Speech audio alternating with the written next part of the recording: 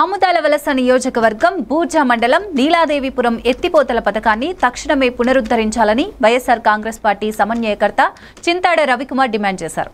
ఆదివారం రైతులతో కలిసి పథక స్థలాన్ని పరిశీలించిన ఆయన 2008లో వైఎస్ఆర్ జలయజ్ఞంలో భాగంగా ఏర్పాటు చేసిన ఈ పథకం 800 ఎకరాలకు సాగునీరు అందించేదని, టీడీపీ నిర్లక్ష్యంతో మోటార్లు పనికిరాకుండా పోయాయని తెలిపారు. 5 లక్షల రూపాయలతో పునరుద్ధరించవచ్చని జిల్లా కలెక్టర్, ఎమ్మెల్యే వెంటనే చర్యలు తీసుకోవాలని రైతుల తరపున కోరారు.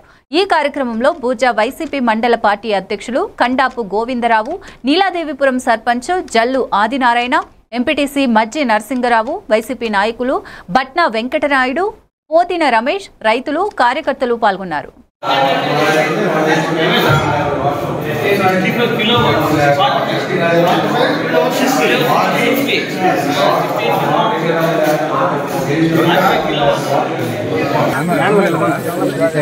మిత్రులందరికీ నమస్కారం.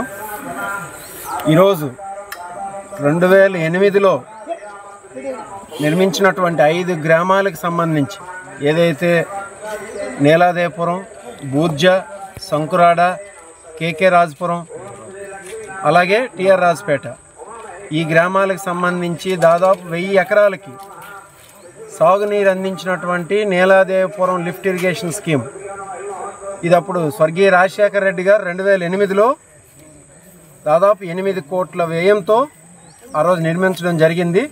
అది ఇన్ని సంవత్సరాలుగా ఎటువంటి ఆటంకం లేకుండా నిరాటంకంగా రైతులకి సాగునీరు అందించే పరిస్థితి ఉండేది ఇన్ని సంవత్సరాలు.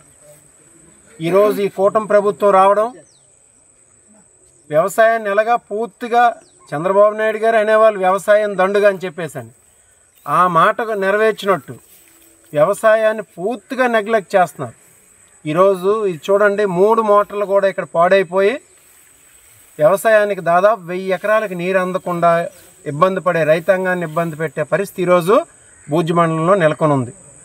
దాన్ని ఒకసారి చూసి ఈ విషయాన్ని రేపు కలెక్టర్ గారికి తెలియజేయాలనే ఉద్దేశంతో ఈరోజు ఇక్కడ రావడం జరిగింది.